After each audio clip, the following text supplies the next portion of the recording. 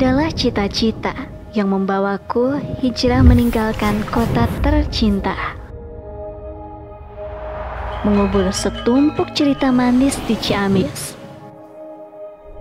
Namun kini, kenangan itu yang memapahku kembali pulang menuju ke kampung halaman.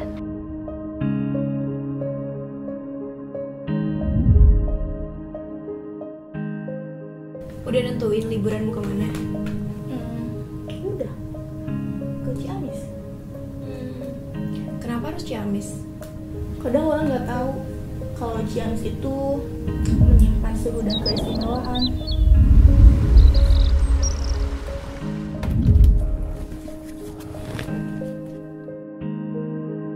Bagiku, Ciamis bukan sekedar tujuan untuk liburan. Itu tempat masa kecilku.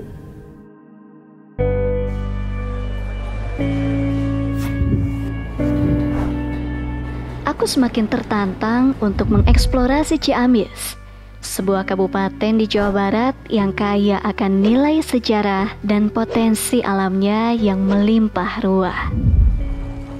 Kerinduanku pada kampung halaman membawa langkah kaki ini terus berjalan, menyusuri sebuah jembatan double deck satu-satunya di Indonesia yang dibangun pada zaman penjajahan Belanda.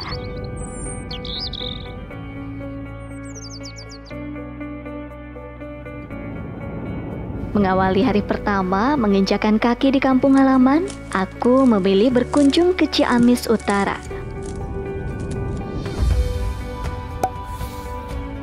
Di sini, aku dapat menghirup udara pagi yang masih asri.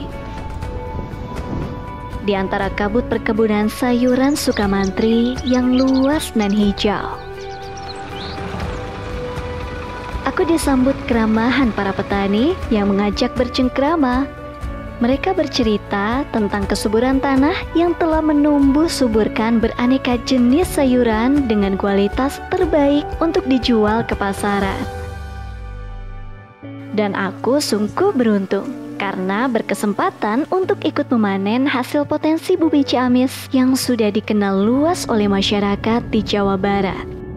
Karunia ilahi inilah yang menyempurnakan kerinduanku pada kampung halaman. Dari luasnya perkebunan sayuran di perbukitan hingga berwisata religi di tengah situ Lengkong Panjalu. Kemasyhuran namanya membuatku penasaran untuk mengelilinginya dengan menumpangi sebuah perahu. Dan benar saja, situ Lengkong Panjalu tak sekadar objek wisata, tetapi menyimpan segudang makna tentang filosofi Islam yang mendalam.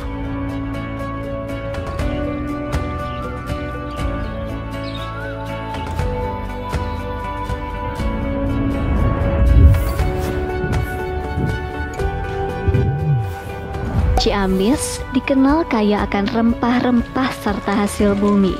Salah satunya adalah kopi. Tanaman yang tumbuh di dataran tinggi ini sudah termasyhur aromanya hingga ke berbagai pelosok negeri. Dan belasan hektar areal perkebunan kopi inilah yang menjadi sumber kekuatan ekonomi bagi para petani. Salah satunya berada di wilayah Sukamantri. Setelah puas menikmati keindahan alam serta kemakmuran pertanian di Panumbangan, Panjalu, serta Sukamantri, aku kemudian bergeser ke Kawali, melihat keindahan Taman Surawisesa yang tertata rapi.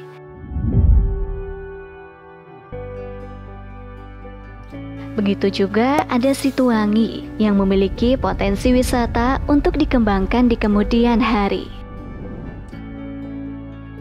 Dan yang terpenting dari perjalanan di sini adalah berkunjung ke situs Astana Gede Kawali.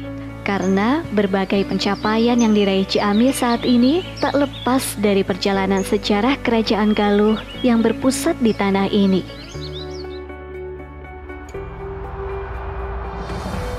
Petualanganku tak cukup sampai di sini. Demi memuaskan rasa kepenasaran, aku memutuskan untuk menuju ke Ciamis Selatan. Seperti halnya di utara, di sini sektor pertanian masih menjadi primadona. Luasnya areal pesawahan tak sekadar menjadi lumbung padi, namun juga menumbuhkan berbagai jenis industri. Mulai dari pabrik pembenihan padi yang dikelola secara profesional sehingga mampu menghasilkan berbagai jenis benih padi unggul untuk dipasarkan ke berbagai wilayah di Indonesia, hingga pabrik penggilingan padi yang mampu memproduksi hingga puluhan ton beras setiap hari. Dari Ciamis Selatan, aku kemudian bergeser ke sebelah timur. Di sini aku mengunjungi situs sejarah Karangkamulian, sebuah patilasan anak raja bernama Ciung Wanara. Suasananya begitu asri, dipagari pepohonan raksasa yang menjulang tinggi ke angkasa, sehingga menjadi rumah bagi ribuan ekor kera. Disinilah aku menyaksikan secara nyata harmonisasi antara manusia dengan satwa sehingga bisa hidup berdampingan. Ciamis tak hanya menyimpan segudang potensi hasil bumi, namun juga memiliki khasanah kuliner yang bertumbuh menjadi industri, seperti halnya sale pisang Sukasenang ini. Berkat ketelatenan menjaga kualitas rasa, sehingga mampu memanjakan lidah para penikmatnya. Berjibaku di bawah sengatan terik matahari ternyata memiliki sensasi tersendiri, apalagi berkesempatan menginjakan kaki di salah satu megaproyek negeri ini. Ya, namanya Waduk Leuwikris, bendungan Sungai Citanduy yang akan menjadi masa depan bagi Ciamis. Di kampung halamanku, menjaga kelestarian lingkungan sudah menjadi panggilan hati, bukan malah dieksploitasi, karena keindahan alam yang mempesona adalah karunia dari Sang Pencipta.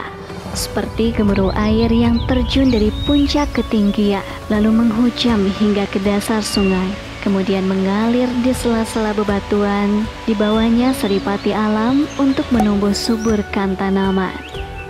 Setelah puas menjelajah ke berbagai penjuru, langkah kaki ini membawaku menuju jantung kota yang menjadi pusat pemerintahan Kabupaten Ciamis. Di sini, aku berkesempatan bertemu dengan Bupati, namanya Herdiat Sunaria, seorang birokrat sejati yang selama puluhan tahun hidupnya telah diwakafkan untuk mengabdi. Sebelum menjadi bupati, suami dari Kania Ernawati Herdiat ini juga pernah menduduki kursi tertinggi dalam birokrasi sebagai Sekretaris Daerah Kabupaten Ciamis. Alhamdulillah, Tatargaluh Kabupaten Ciamis dianugerahi keindahan alam yang luar biasa, potensi alam yang luar biasa. Kita mempunyai objek-objek wisata yang potensial, kemudian kita juga mempunyai hasil bumi yang melimpah, gitu. Nah, terutama di sektor pertanian, perikanan, peternakan, dan perkebunan. Kita akan kembangkan, kita akan dibagi 3 sektor pusat pertumbuhan, antara lain sektor pusat pertumbuhan untuk Ciamis Utara, sektor pertumbuhan untuk Ciamis Tengah, dan sektor pusat pertumbuhan untuk Ciamis Selatan. Di Ciamis Utara, di bidang hortikultura dan pertanian, kita mempunyai potensi kopi dan sayuran. Kemudian kita juga mempunyai objek wisata, baik itu objek wisata alam maupun objek wisata religi. Kita mempunyai Situ Lengkong Panjalu, kita juga mempunyai Astana Gede, dan objek wisata lainnya yang merupakan potensi yang dapat kita kembangkan. Kemudian di Ciamis Tengah merupakan pusat pertumbuhan untuk pemerintahan, pendidikan, dan perekonomian. Nah, perekonomian kita akan buat satu kawasan industri untuk menopang, mempercepat laju pertumbuhan ekonomi. ekonominya yang maju pesat, ya kita berharap ini akan mengurangi angka kemiskinan maupun angka pengangguran.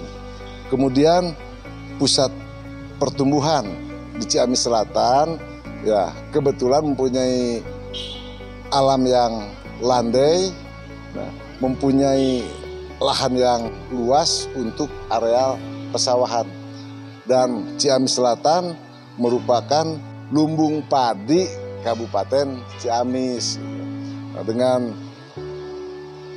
pusat pertumbuhan tersebut, mudah-mudahan kita bisa menerapkan integrasi fungsi gitu, antara pertanian, peternakan, perikanan, saling sinergis, saling membutuhkan, saling menunjang, terutama bisa memanfaatkan potensi yang kita miliki. Berkesempatan bertemu dengan Bupati semakin membuatku ingin bernostalgia di kampung halaman, menyaksikan setiap kemajuan serta menjadi saksi lahirnya perubahan dengan bermunculannya pusat-pusat ekonomi sebagai lahan untuk berinvestasi. Di antara keberagaman, kehidupan di Ciamis dikenal begitu harmonis, menghormati setiap perbedaan keyakinan antar umat beragama serta menjunjung tinggi pluralisme. Dan di antara keanekaragaman seni serta tradisi, Ciamis memiliki akar budaya yang melegenda, bersumber dari Galuh, sebuah kerajaan yang pernah berjaya di bumi Sunda. Sejenak aku beristirahat sembari menyeruput secangkir kopi hasil racikan para barista muda Ciamis yang penuh optimis, memanjakan pandangan mata dengan melihat karya para perupa. Ada pula buah tangan dari para perajin yang diproduksi untuk menguji adrenalin, bercengkrama dengan para peracik rasa lewat sajian beraneka kuliner khas Sunda. Dan inilah yang membuat perjalanan mudikku semakin berkesan, merangkai kembali satu persatu kenangan, menapaki Ciamis menuju penjelmaan di masa depan. Ya, memang terasa begitu melelahkan, namun semuanya telah terbayarkan. Sehingga dengan bangga akan kuceritakan lagi kepada semua orang tentang seuntai cerita manis di Ciamis, yang alamnya begitu eksotis, kelihatan pertumbuhan ekonominya yang dinamis, serta keberagaman masyarakatnya yang harmonis. Dan setelah ini, aku akan sering pulang ke Ciamis.